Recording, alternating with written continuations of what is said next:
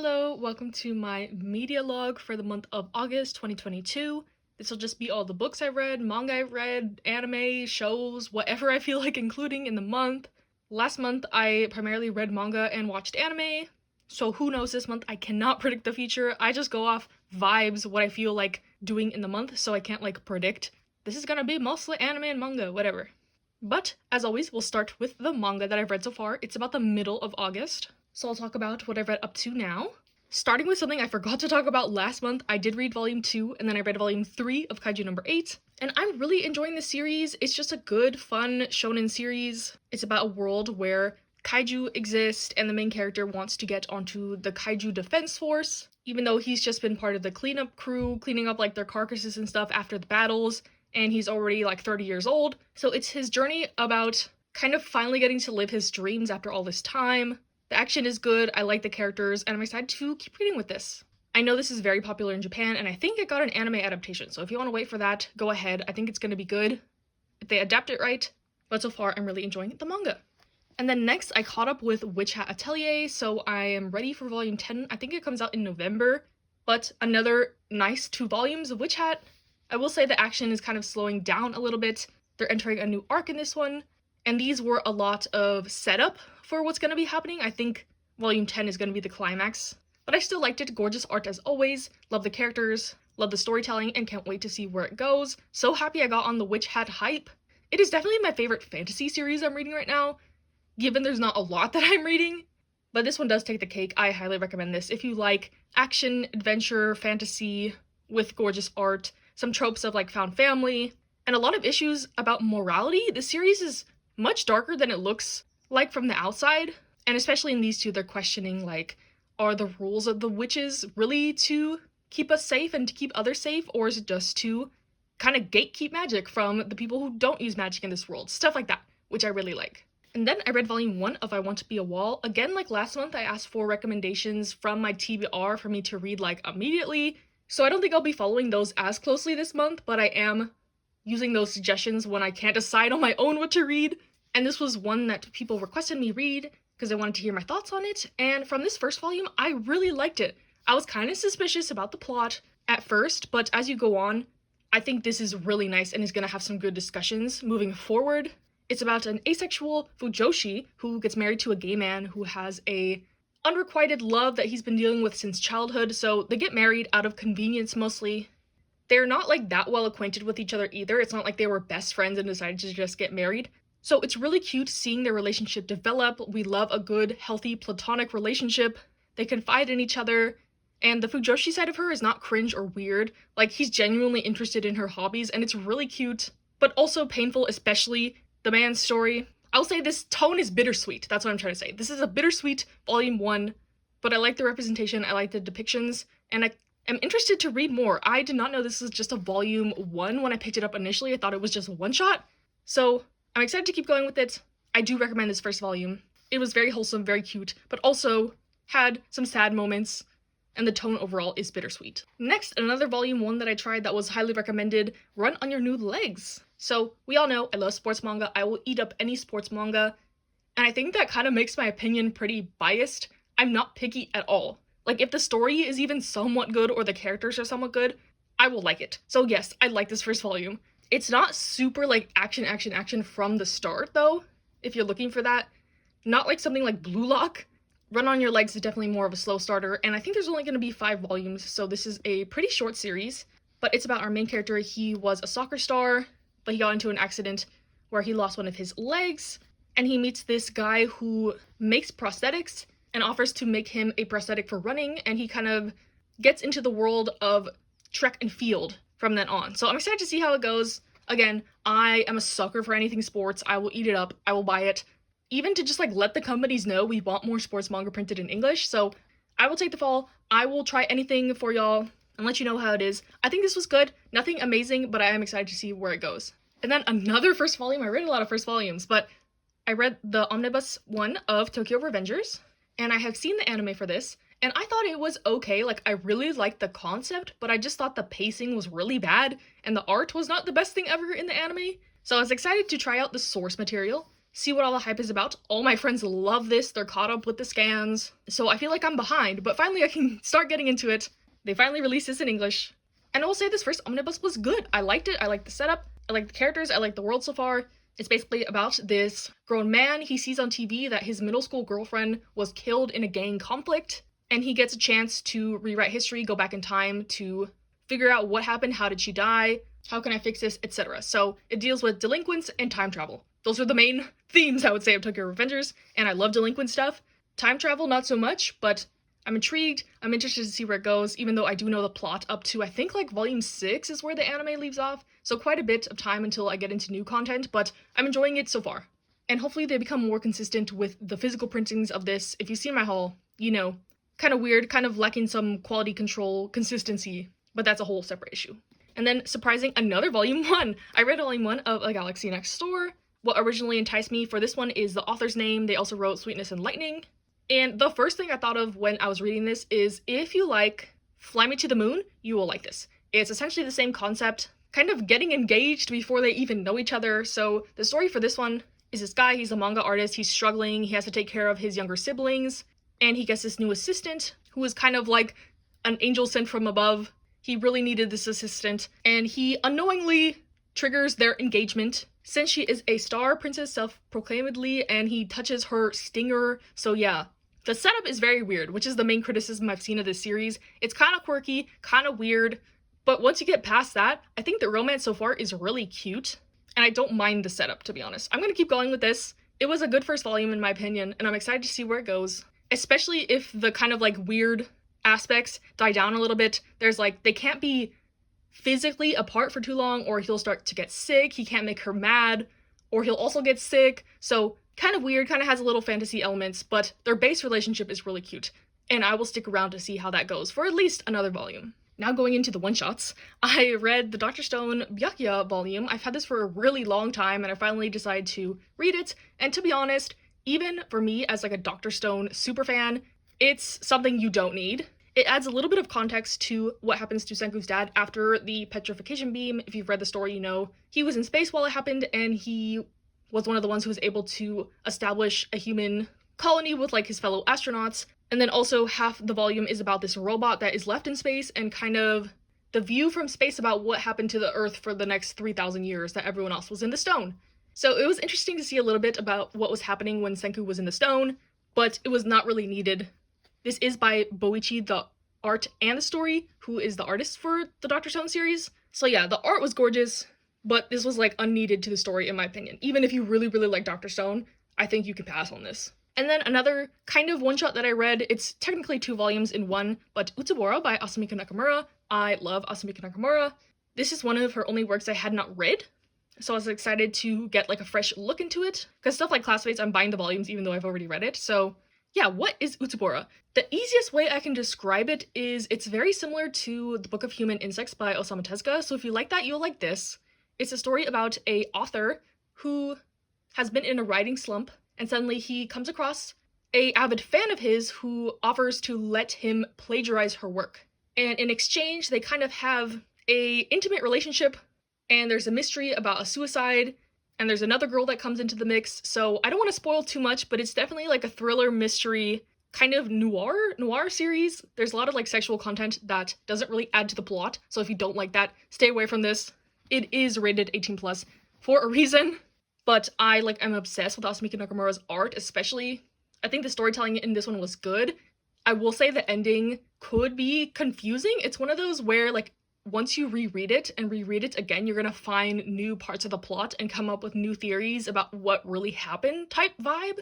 So if you don't like series that get your brain working and are a bit frustrating at times, I would say stay away from this. But overall, I liked it. I rated this an 8 out of 10. Love the art, interesting concept, kind of mysterious, kind of dark in tone. This is definitely her darkest work that's published in English, so if you've only read, like, Classmates, A White Rose in Bloom, you might be kind of shocked with her storytelling in this one, but if you've read some of her other works, I don't think this is going to be anything surprising. So yes, really hope more of her work comes out in English. They have a lot of it in Spanish, but I'm waiting to see if maybe a publisher takes the risk on them. But for now, I'm glad I have this, I'm glad I read it, I do recommend it. But like I said, stay away if you don't want the sexual content / potentially confusing plot lines and mystery. Then the last one-shot I read this month so far is one that I immediately sold after reading because I did not like it at all. The title is Secretly I've Been Suffering from Being Sexless, and yeah, I did not like this at all. Probably the worst thing I've read this year so far, and that's saying a lot. But essentially the plot is about this married woman, and she has very high sex drive, but her husband, for some reason, does not want to have sex. So she's having this internal turmoil, trying to ask him, like, what's wrong? What can I do to fix this? Is it me? Is it you? And the most frustrating part is the husband. He is, to put it lightly, a douchebag. Whenever she asks him, like, what could I do? Like, what is going on? He makes these comments like, maybe if you were skinnier, maybe if you were more attractive. And at one point he even calls her his dog, like he only sees her as a pet because they met in high school when she was like very cutesy and girly back then. And he can't see her as like sexy and grown up now in the present. So she like fixes her appearance, she loses weight, she tries to be more sexy, all for it not to even work, because the husband, I know I'm saying spoilers, but he reveals that his true like apprehensions in the bedroom is that he doesn't think he'll be able to satisfy her, which is understandable. They should have had this conversation already. Communication is key. But then he also reveals that part of it is because sex makes him tired and he wants to have more time for his hobbies, like playing video games.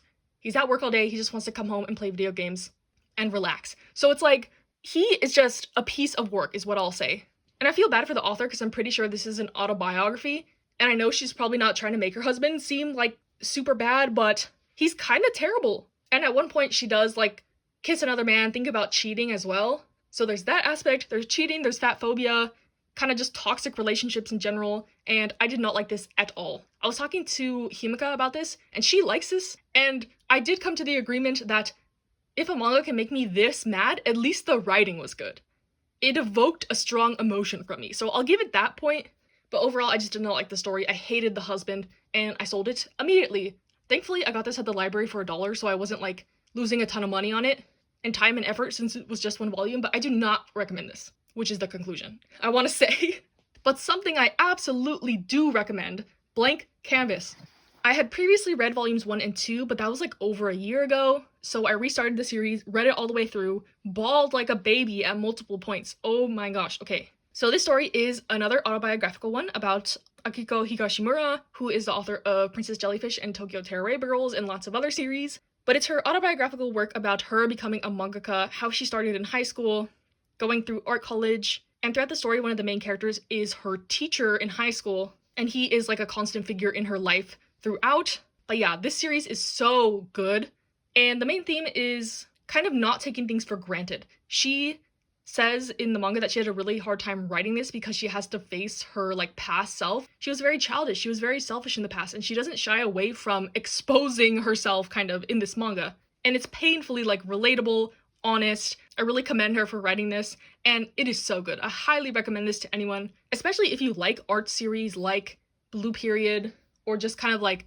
finding your passions, growing in your passions, but also a coming of age story. And yeah, this definitely motivates me to finally finish Princess Jellyfish. I've been on like volume 7 of 9 for over a year now. This is the first series of hers I've actually finished, so I'm proud of myself, I'm happy, even though this made me sad. Bittersweet vibes, but very good. I highly recommend, especially since it's such a short series. And you can find these most of the time on like eBay or cheapmanga.com for cheap. So I think everyone should read this if you have the funds and the desire and the time, because it is a great little series. So yeah, that is all I read for the first half of August manga-wise, and I'll see you in the next clip. Hello, it is the 3rd week of August, and I read a couple more things. First, I read the first volume of Sensei's Pious Lie. So this one I had heard like really mixed things in the community about, so I wanted to kind of form my own opinion, and what do I think about this? So I think this first volume has potential, and it really depends on how they tackle certain topics going forward with this one. If you're not familiar with the story, it follows a teacher who is being raped and manipulated by her best friend's fiance. So starting there, I'll put the additional triggers in the corner here, but it deals with some really heavy subject matter. And there's also a student character who has a feeling something is fishy going on with his teacher, but he also has a crush on her, and he has his own sexual trauma going on. And I can't see this going in a good direction with kind of a teacher and a student trying to heal each other's sexual trauma without it going in a weird direction. So If you've read further than this, let me know what you think.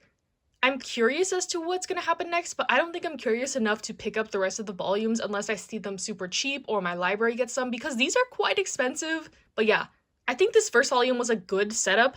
I think especially the student is in the right direction in his thinking, but the teacher is traumatized, she can't see where he's coming from. And if this story becomes more of like a healing journey for her, I think I could like the series going forward, but in my head, what I'm thinking is gonna happen next, it's something I don't like to read in manga, so if you know me and my taste in manga, you know what I'm thinking about. But yeah, I'll leave it at that. This first volume was a promising start, but not promising enough for me to continue due to the nature of the themes and what I think is gonna happen next. If that makes any sense. And again, please heed the warnings because this is very graphic. 18 plus, it did come wrapped, and it was pretty hard to read at times. So if you don't want to even like deal with any of that, I would stay away from this manga for sure.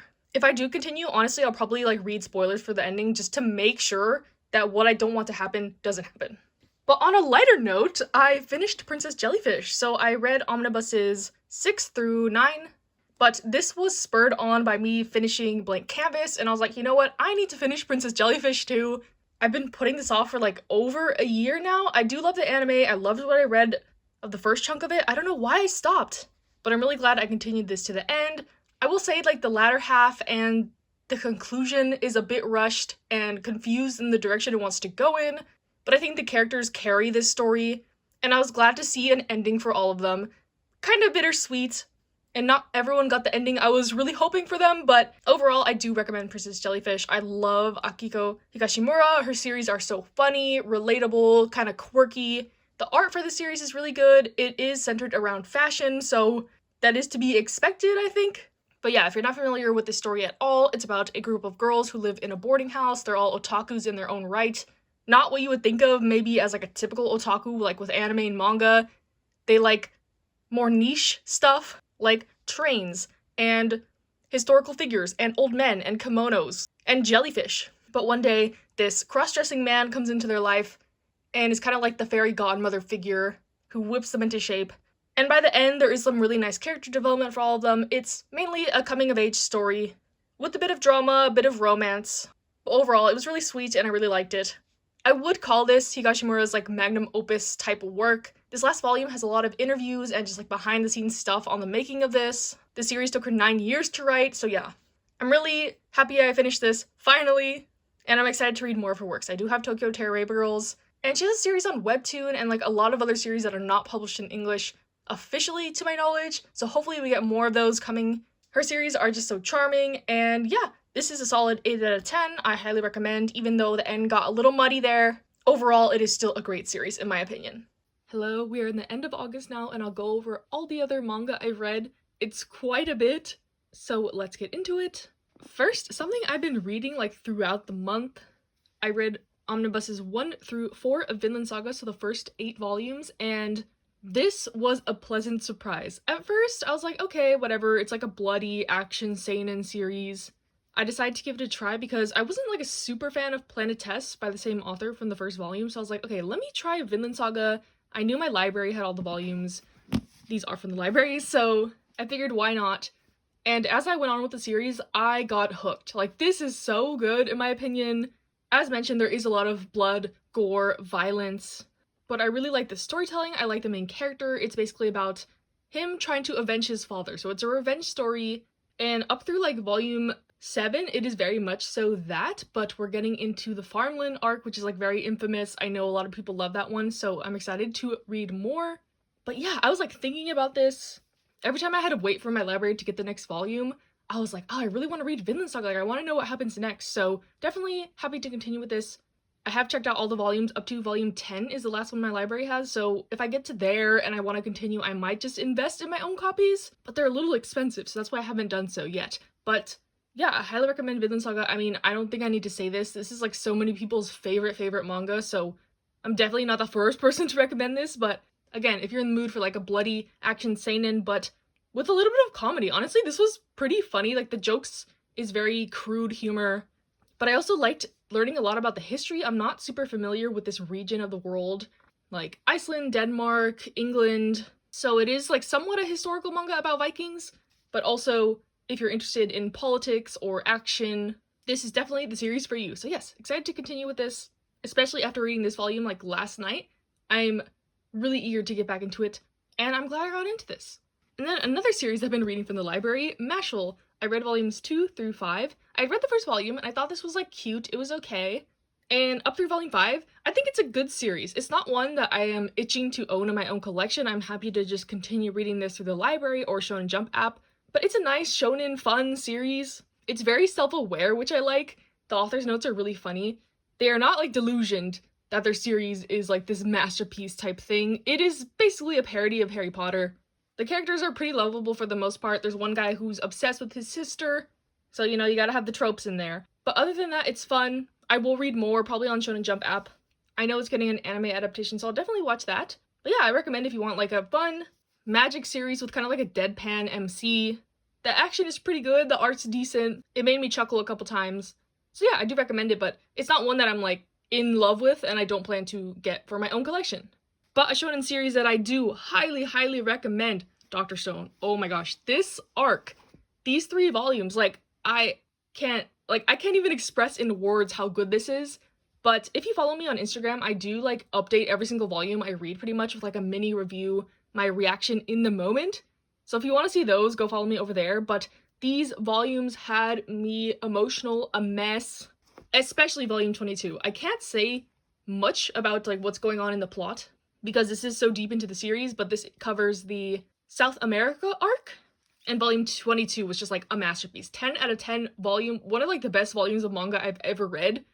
I cried, I laughed, it was just surreal. It really made the series come full circle almost, and if this was the last volume, honestly, I would be okay with it. So even if Dr. Stone's ending is like not the best thing ever, I think just like the work that's been put into it so far is gonna overcome like any subpar ending, because like this was just, I can't even describe. Like, just read Dr. Stone. Please, please read Dr. Stone. It is definitely one of my favorite all-time series. It has a special place in my heart. And even though, like, I may be biased in saying that this is, like, such a good series, I implore you to check it out. The anime is good also, but, like, just these 3 volumes are peak Dr. Stone, peak shonen, peak manga. I can't sing it enough praises. It's just so good. Read Dr. Stone. And then something not as good as Dr. Stone, oh my gosh, Our Teachers Aren't Dating. I read volumes 1 and 2 of this. I got this on recommendation from, I don't remember who, but they said it's an office workplace romance, and that is what it is. It's about 2 teachers who are dating. And the problem I had with this one is it just feels very shallow. Like, I don't really care about the characters. Their relationship is cute, I guess. But honestly, this is more like just softcore porn. They have a lot of sex, and I'm surprised that this is only rated 13 plus on here. 7Z's, may want to wrap these up, but yeah. It's basically them just like, oh, cute, date, oh, holding hands, oh, shy, blushing, and then there's like boom sex, and that's all the volumes are, so yeah. I don't think I'll be continuing with the series. I feel weird dropping it in the middle, because this is only 4 volumes, but the volume 3 cover, like, I don't even want to buy it. Like, I don't want to go to the store and buy that. The cashier is gonna look at me funny. But yeah, I wasn't expecting as much, like, R18 content in this as there is, but other than that, like, I don't know, I just don't care about the characters. I wish there was like more backstory about how they got together or how they met or why they like each other. I don't know. Also, it's kind of weird that the students are like rooting for their relationship so hard, like they all ship them, and it's, I don't know, I didn't know anything about my teachers' relationships really when I was in school. So, very odd. Also, one of the teacher's friends like really loves Yuri manga, and she also like hardcore ships these 2, so yeah, kind of weird. Don't do that to people in your life. But even though I'm talking so much crap, it was alright. I don't know, just maybe because I just talked about Dr. Stone, I'm like on a high from that, but this was just like, okay, I'm probably gonna sell these. I may finish the series if my library gets it or something, but I'm not like remotely interested in buying my own copies, so yeah.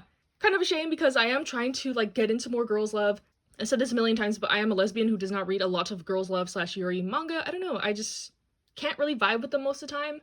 But that being said, I have a couple more that I did enjoy this month, so let's get onto those. Since I needed like a palate cleanser after Our Teachers Are Dating, I finally read volume 7 of Kase-san and Yamada.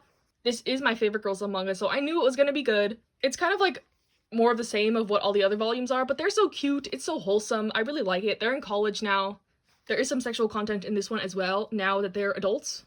But I don't know, it's like more tasteful in my opinion. And I just noticed looking at these volumes, the character designs are very similar, but Kase-san and Yamada, quintessential girls love series in my opinion. I really like it. I love them. They're so wholesome. I think volume 8 just came out in Japan, so we're probably gonna get that like next year. These releases are really slow, but I love them. I love just seeing them do anything, just relaxing, chilling. There's never any significant drama. There's some jealousy, but that always gets resolved within the chapter. So yeah, if you just want like a nice, fluffy, light, cute read, I highly recommend Kase-san, the whole series. And then more girls love, I read volumes 2 and 3 of Donuts Under a Crescent Moon. This is a 4-volume girls love series that I do plan to read to the end. These 2 volumes were really nice. I like the discussions. I like the kind of like stream of conscious narration in this. It's good to see like the thoughts of both the characters. There's kind of a rival introduced in this, but it doesn't seem like super forced and weird. And I like it a lot. This is a sweet series. It's a slow burn. So I'm curious to see how it's going to end, given that they don't have a ton of like romantic development in the relationship. But I think the series is more about this character kind of coming to terms with her sexuality and what she really wants in a relationship and a partner. So yes, I really like this one. I do recommend it. And then kind of rounding out my girls love reading for this month, I actually started rereading Sweet Blue Flowers. So I reread Omnibuses 1, 2, 3, and then I don't have volume 4, but I have it on hold from the library, so I'll probably finish the series next month. But yeah, it's been like 10 years since I've read this, so I wanted to give it another try and see how my thoughts have updated. I originally rated this a 9 out of 10 for the anime and the manga, and I think my like 14-year-old brain blocked out some of the weird stuff going on in this manga. But essentially, it's about 2 girls who go to 2 different all-girls schools. They're childhood friends and they kind of reconnect in high school. And just their relationships, their friendships, their bonds, the characters around them and their struggles. And yeah, like on paper, it seems like a really innocent, nice series. But it suffers from kind of the main couple being cute, but then a lot of weird stuff going on around them. I'll put the triggers in the corner right here, but yeah, there's some incest. A lot of like adult-child relationships that are kind of not romanticized, but just are there, and no one seems to have issue with them. And yeah, so I like this series, but it's definitely not for everyone. I'm gonna see how it wraps up to give my like final updated thoughts about it. So far, probably I'd give it like a 7 out of 10, which is a shame because Takako Shimura has like some of my favorite art in manga, but their series always have like a tinge of weirdness to them. So it gets me nervous to reread Wandering Sun because that used to be my favorite manga again when I was like 13, so curious to see how that series has aged and my opinions on that. But for Sweet Blue Flowers, overall, I think the main couple is cute, like I said, but there's just a lot of other factors, and it really depends on how much kind of like manga bullshit you can tolerate. I saw this tweet and it was like, it's really hard to recommend anime to people when you don't know like how deep they are into anime culture and how much they can deal with in terms of like dumb tropes, weird stuff, annoying stuff. So yeah, definitely stay away if you don't want to like even touch these topics.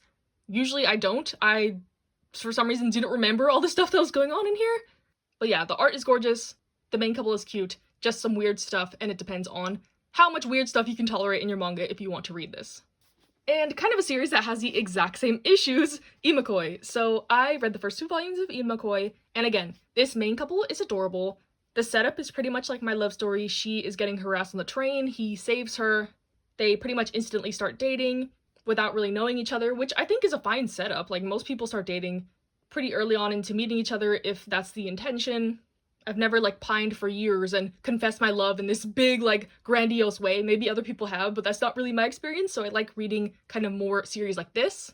But yeah, the main couple is really cute. They have a lot of communication, which is really interesting in a high school shoujo manga, but the downfall comes with all the side characters and the weird stuff happening around them. So the main character's best friend, like, hates women. He's kind of an asshole. And also his little sister is obsessed with him and is trying to sabotage the main character so her brother doesn't like her anymore. So yeah, again, it depends how much you can deal with in regards to like manga bullshit.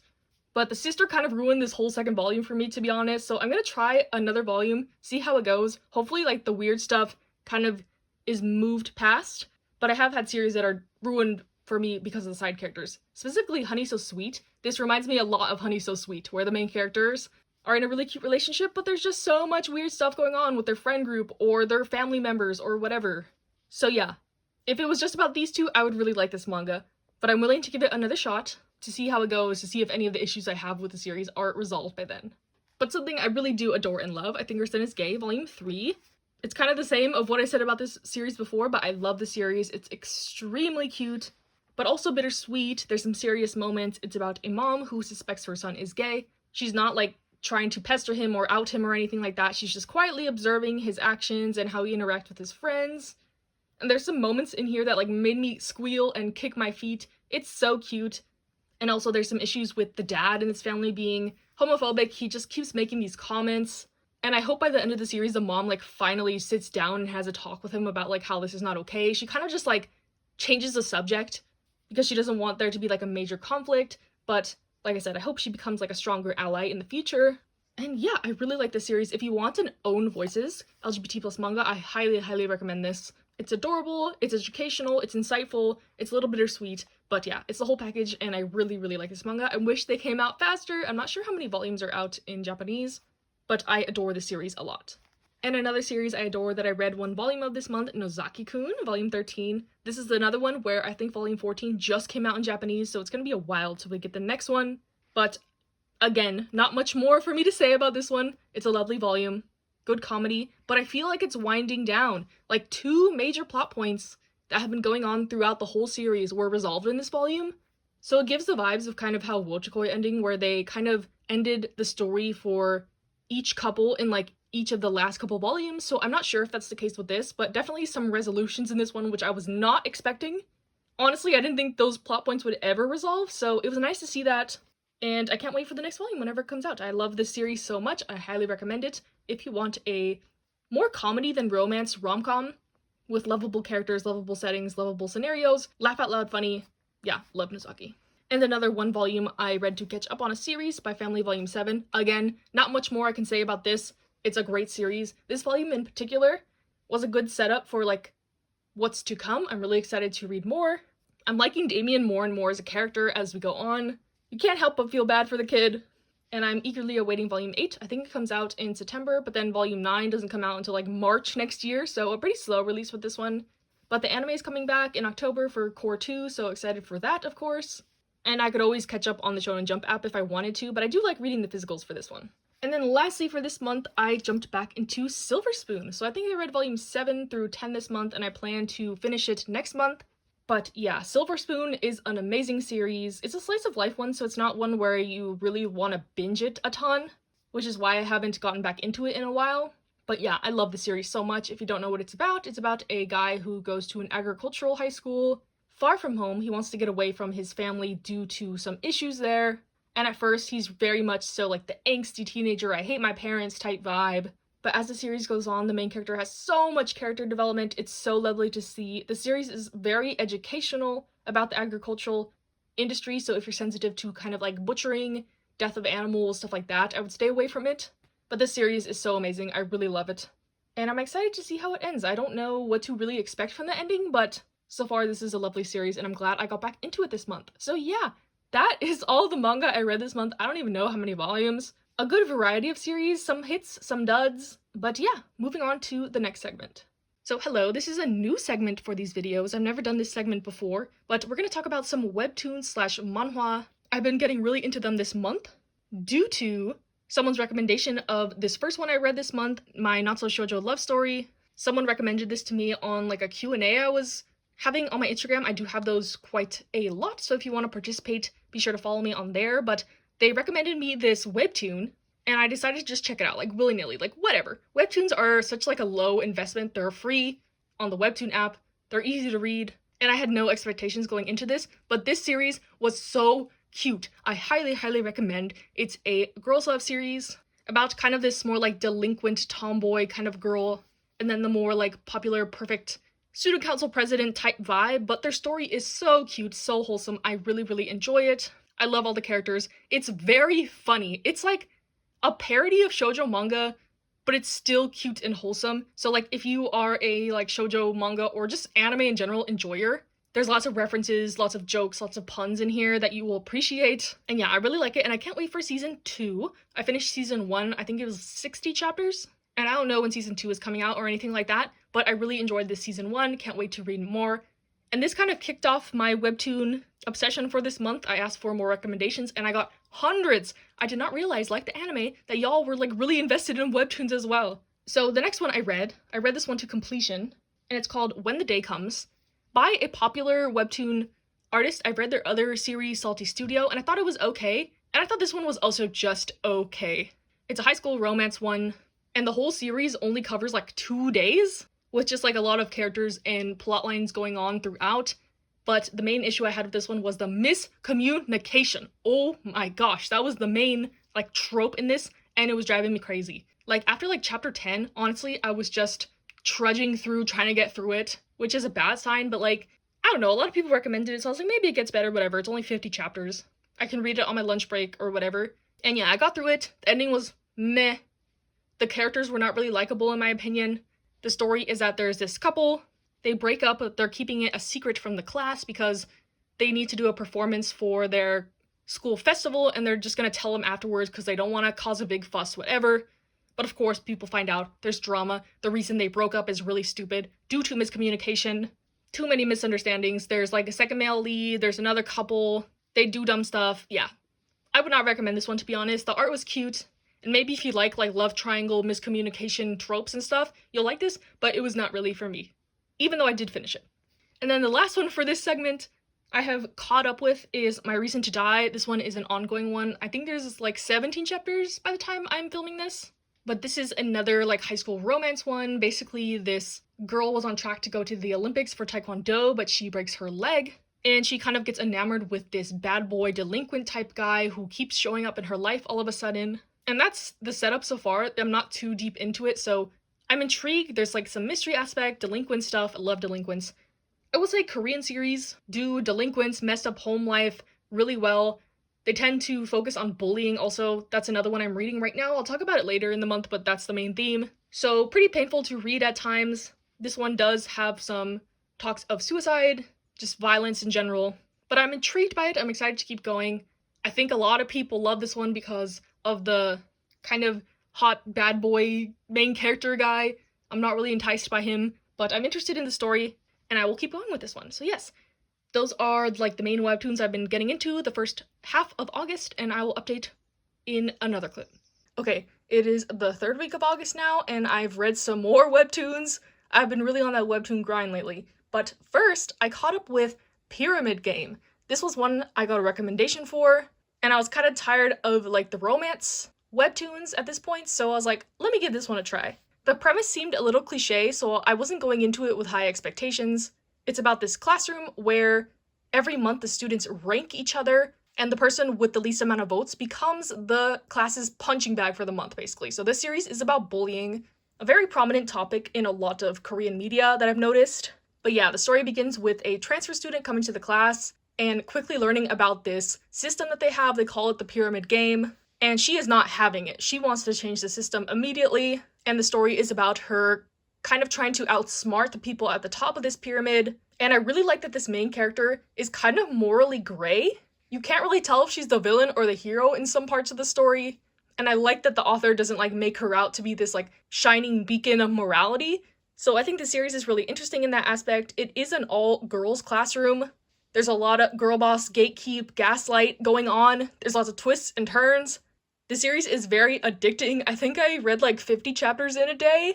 And to my knowledge, it's completed at around like 100 chapters, and I think they're on chapter 60-ish in the English translation, so like about a year left to get to the end with just weekly chapters, which is the one thing that kind of sucks about webtoons that are not completed, but also manga that's not completed. I mean, like with weekly serializations. So I may stock up a couple chapters until I continue, but yeah, I really like the characters.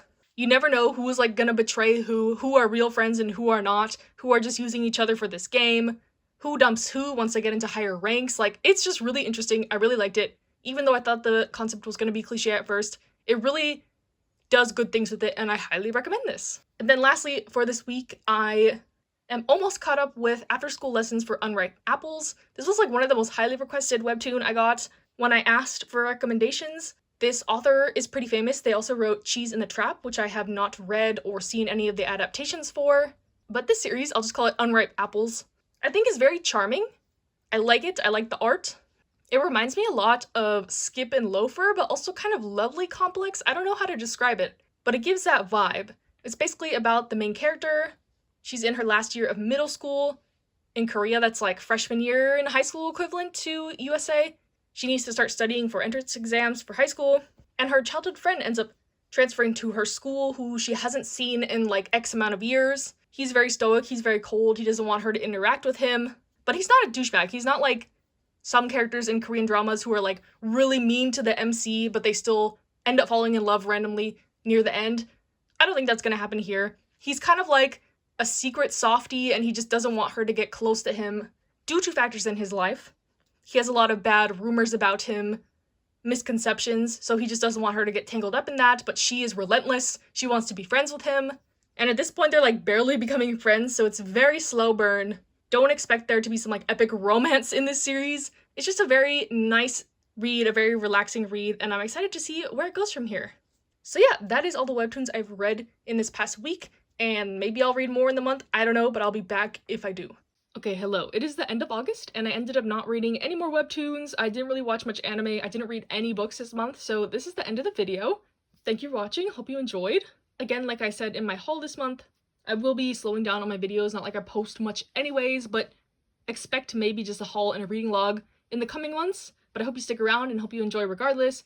Follow me on my Instagram if you want to see my like reactions to everything in real time. I do try to be very active on there. So yeah, stay safe, stay happy, stay healthy, and I'll see you next time.